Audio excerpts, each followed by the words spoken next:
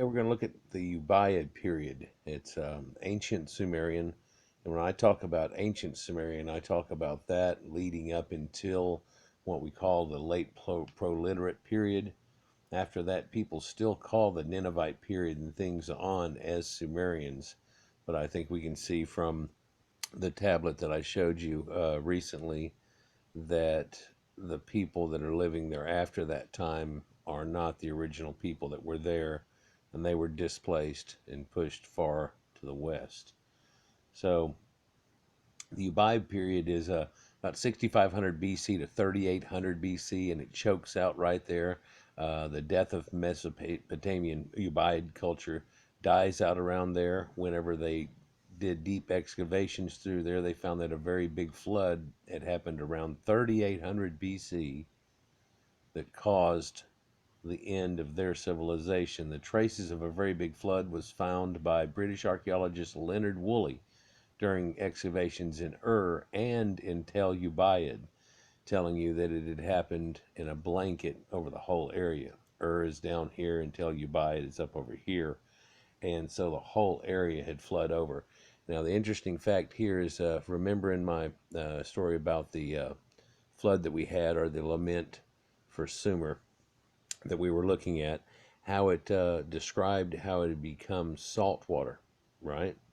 Well, the flood layer that Woolley found here was said to have been salt water, silt, sand, and small crustaceans and shells that they had found in an area, or a layer that they had found in there. And in some places it was 6 to 8 foot deep, reaching up to over 20 foot deep against certain areas.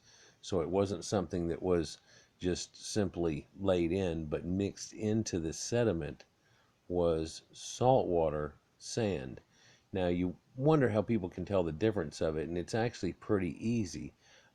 There's two types of sand in the world, really. One is a desert sand made from wind and erosion, and perhaps other sand eroding other sandstone or other stones into the point of pulverizing it into dust, and this is your desert sand. But then whenever we have marine sand, what you would know of as being beaches, that two things can be gleaned right at that moment that you see a beach somewhere, that there are coral reefs out there just offshore underwater, and that there are parrotfish that live there. Parrotfish are bright colored fish, and they have a beak, and it really has a bony chitinous beak that's able to chew hard and stony corals. And so they chew up the skeletons of corals and they poop out sand, an oolitic type sand that varies all the way from dust and or silt all the way up to a point of larger chunks. And so when you see a beach that's a fine sand, you can always glean this information. To this day, marine biologists look around at beaches, and you can basically tell if there's a coral reef off of it without even diving at all, because generally there's going to be parrotfish there. Now, after they studied for quite a few generations here, they've realized that certain areas don't have parrotfish, but they do still have coral reefs. But generally, every coral reef will have some type of parrotfish around to them, and they're through the Caribbean like crazy, and that's the reason there's so much sand that's in there, is because of that. It's not because it's attached to a desert, and the beaches around the world aren't brought about from sands of deserts. They're brought about from parrotfish. Anyhow, so that kind of shows you where that flood, it showed you that type of thing. Now, later Sumerians rebuilt their cities over dead, unknown towns of the Ubaid culture. Now, this was the so-called Noah's flood, and in my flood myths, and coming up shortly, I'll show you how even the people of Ur, the Ur of Chaldees, had a Noah, right? And that's where this originally came from. There was Ziusudra, Utnapishtim, and Atrahasis that are all told in the stories of these people of the great flood and how they survived it. Now, indeed, there was a great flood, and then God said he would never do it again. The great god Enki said he wouldn't let it happen again, and yet it happened to these people again right around 1800 BC, and again that caused a moving or a loosening of people, and this is the time of Abraham. And so you can see somehow maybe how they at that time blanched to the idea that these were all idols that they were worshiping, that they weren't real gods, and that there was some other god out there and searched for them. And when they did so, they went west.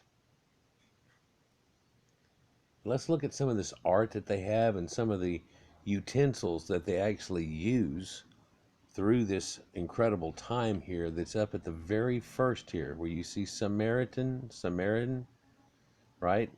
And you know that there is Sumerians over in Levant. And it shows you the connection, and also you'll see connections here between them and the Egyptian culture.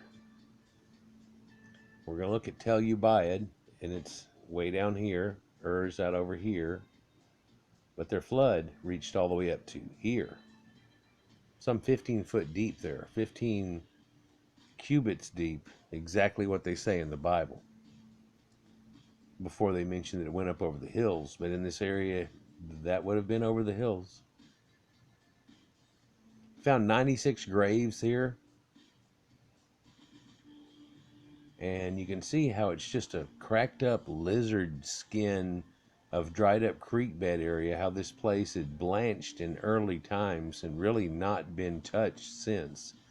Even looking down at it from the air, this was a great ziggurat at one time, and this was a giant city that came around it that was walled in.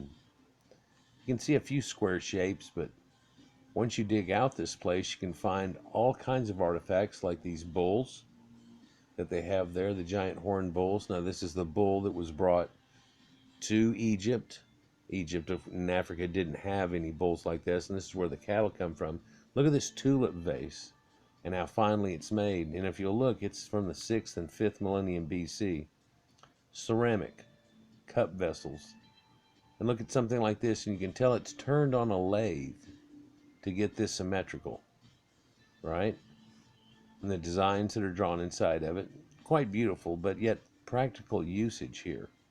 Again, tulip style vase doesn't have the tulip bottom on it, but the other tulip one did, is very reminiscent of what you see in Egypt. In fact, early Egyptian period, you see these burnt top bowls that look like that. You see bowls that seem to be made to carry water, and whenever they do, they have the ancient sign of water across the top of them, almost letting people know. This is a little later, but also you can see in here some of these designs where even inside this finely turned dish that they have pictures of dishes. It's kind of neat. Here's a little small cup, a little 3.5-inch cup, and that's the symbol for water, the wiggles. Just like you see wiggles on waves, waves on water. This is the ancient symbol of water, or a W, like water. These ancient chevrons they show here apparently have a connection to wheat, and they also have a connection to the punt stick that they use to write the Sumerian alphabet with in the ancient cuneiform. And indeed, the ancient cuneiform, you can see its triangulated little symbols and lines, and it does look like little wheat stalks, a connection that many people haven't made. This appears to be the bottom of a pottery wheel, the stance that it stands in and spins around. That they used weighted stances and spun these bowls. Look at this fine clay bowl here, 4000 BC, the thinness of the edge, and you can see how the inside and the lines on it, how it was actually turned. You can tell it's been smoothed and turned. Again, chevron concepts, little small glasses. You have personal cups. They have a full, set of silverware type of things.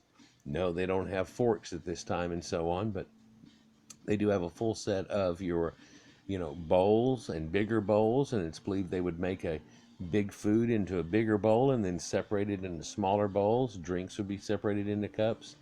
Look at this fine turned dish here, and it's believed that you can see that it's wiggly on one side and the rest of it has a symmetrical line around it, that this would have faced the one person, and that these are the mountains in the distance, and so as you eat, you would see a vision of somehow your land. Here's the land part, here in the distance is the mountains, and you're eating the food of the land on a pictograph of the food of the land.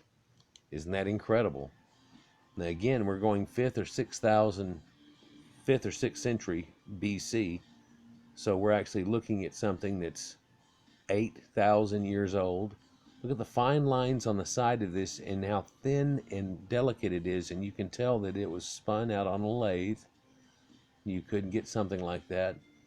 Other neat things are like this obsidian that's about the size of a pencil, but yet this is a knife. This is a sharp blade. It'll cut you right now to this day.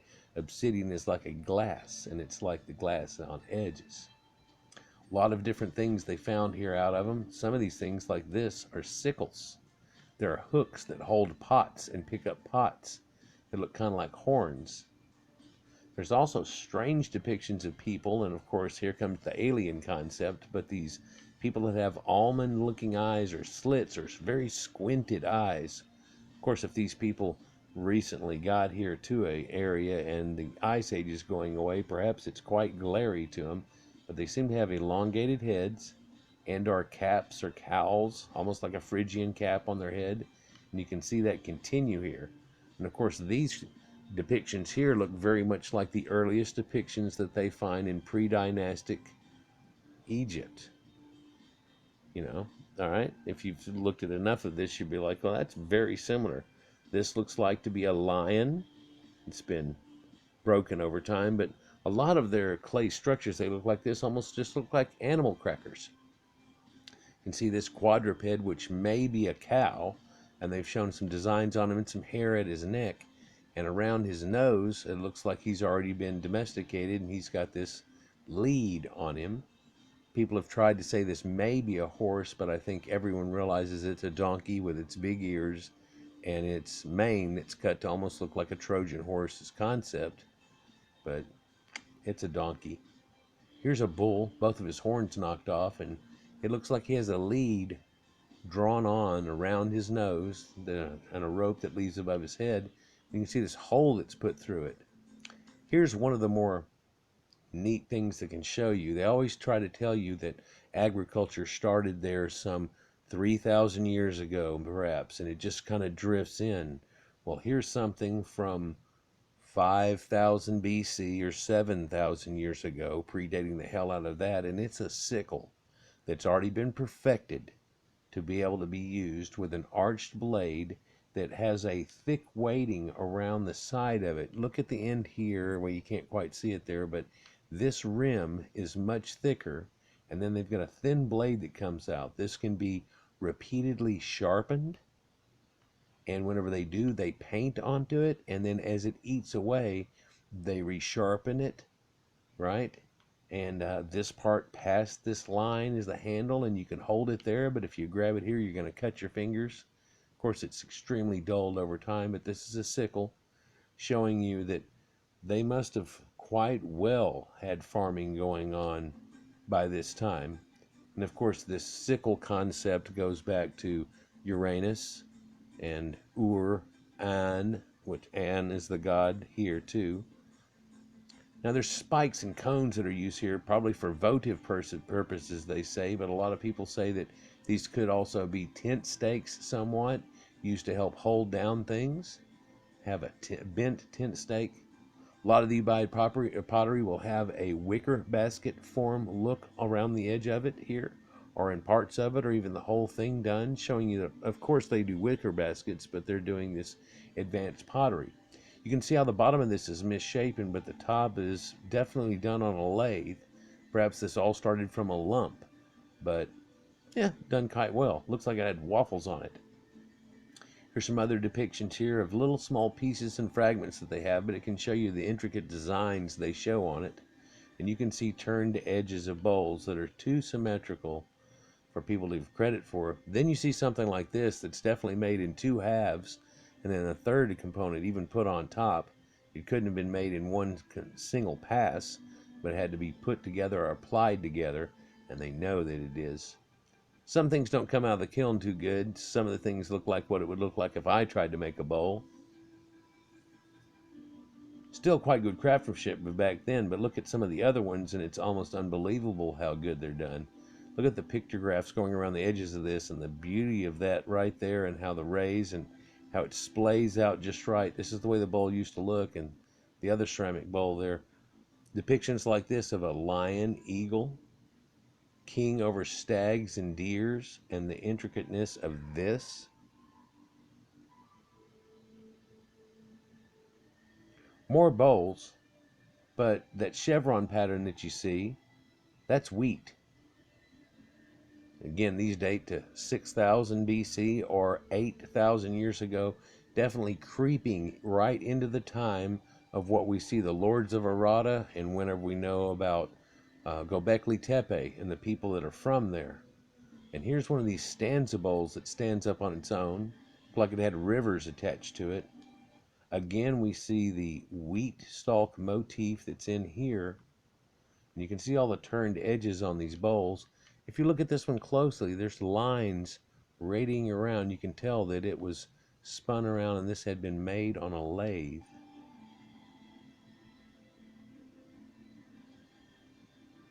So they had potter's wheel going, and they had perfected the ceramic that they were using. Here's another sickle, the handle here and the cutting edge blade. Here's one of those tent stake type appearances, a nail, we would call a ceramic nail. This is, of course, before metals. This is something akin to a teapot or a drink pot. And again, you can see a couple of the chevrons of wheat. It's been put back together kind of delicately, but take another look at it from the other side here, and it has a spout on it. These are spouted pots. Some 6,000 to 8,000 year spouted pots. 2-tone and 3-tone edging. Oh, and here's one of my favorite little pieces. One of the hidden gems of this is, here's a piece of pottery that's fired, and on the other side of it is a primordial glass that's attached to it, almost a glazing. Now this glazing is 1/4 of an inch thick. This pot is a 1/2 inch thick. And so what is this for? It almost looked like it was full of molten glass. They filled it up with molten glass and then poured it out. And it left a thick rim around the edge of it. There's only a few pieces of these, and quite often when you see them, they seem to have been cut on a saw after the fact, right? You can tell this probably even goes together. They cut this on a saw after the fact, and they divvy them out to a couple of little places, but not much of this gets seen. Kind of odd, but there's an U part there that doesn't seem right either. Not only is it just a painted pot, but it's glazed, thick glazed, a form of glass, something quite odd. You can almost see the hands that had come around the edge of this and finished off its look. But you can also tell this must have been done on a lathe. Now these Ubaid characters, they can hover and float in the air. Yep, that's one reason they knew that these guys came from space. I'm just kidding. These are set up on acrylic stanzas, and you can't see them in the picture, just like this one on the right is. And so it had that appearance there. But I have seen somebody in a video put that crap out, like, look, they float, and I don't want to mislead people. I really don't. Look here, there's wheat stalks. You can see wheat stalk, wheat stalk, wheat stalk going around on this, showing you that they definitely have that going on a lot earlier than people would give credit for. Here again are those Ubaic, reptiloids that everybody freaks out about. But definitely this, look at the shoulders on these, how big the shoulders are. All around here they have these odd statuettes that have this same similar type of motif, right? And these bent heads that almost look like thumbs. And these saw faces. This is supposed to be Mami, which is one of the primordial Sumerian goddesses. So is it possible that what they did was they gave their gods a somewhat humanistic look? That they said they were gods, but they look like this? Is that what we're seeing here? You can see the dots and circles on their body, and they indeed did tattoos at that time. Yep, we've already seen that, and we've seen Egyptian tattoos. The priest kings, shortly after this, start to look like this. So is this some concept of their deity, or is this just kind of bad art because, like a 5th grader, they can't draw faces correctly? Because it takes just a short while after this and art really starts coming on.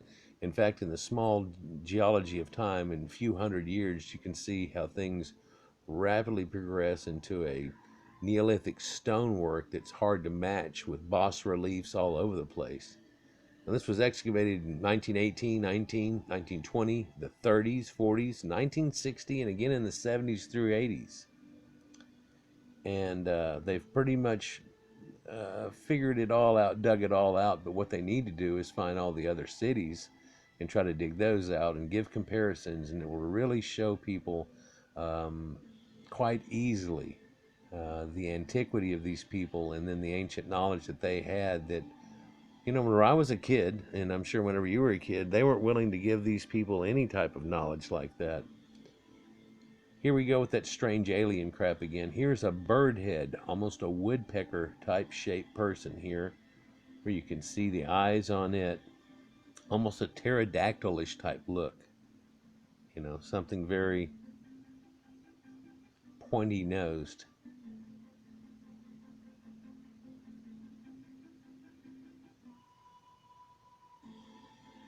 There's a lot of these pieces they found, they just look like thumbs, but each one has those eyes kind of drawn on them or etched into them, not added on pieces like before. And indeed, this piece here, which A, looks like a bullhorn, but is not, but also, you know, is a person, a priest. There's the eye that you see here. It's shown kind of drawn onto it. And then you can see this dot that's right up here and the pointy hat that's on there. Now, is that pointy hat, is that trying to put all this together? This looks like it fits in your hand just perfectly. May have been used for ceremonial things. Who knows? But strange depiction here. Very pointed bird nose type things. And you can see this off ivory color that they give them. Later they have all their blue-eyed gods, and they have blue eyes to them. You know, the cylinder sills they use. Well, apparently they were incredibly good at making cylinders. They cluster them in, and this is just a piece of wall art in one of the walls of one of the homes. It was made into the wall. So somebody goes through trouble like that. Look at this ancient calf. It kind of reminds you of the biblical story here, but this is a bull. This is a little later, about 2600 BC though. But a full copper figure that's there. And around that same time too, you find Curly, ancient dynastic period here, and Curly kind of sounds like one of the Three Stooges, and he kind of looks like him too. Makes you wonder if they had something. No, they didn't have anything to do with that. So these you find all over the Middle East, and these structures and looks, and then later you can find over in Canaanite lands Baal and Baal Hadad, and how that matches out to this same people, and that's from over here and through this land, and you can see a similarity in all these ancient Ubaid stuff, and how it comes from Tigris and Euphrates and leads down. And here's a depiction of the lineages of the Anunnaki gods down through and the Sumerians. And of course, this is a double blend with the Sumerian and then the later Akkadian beliefs.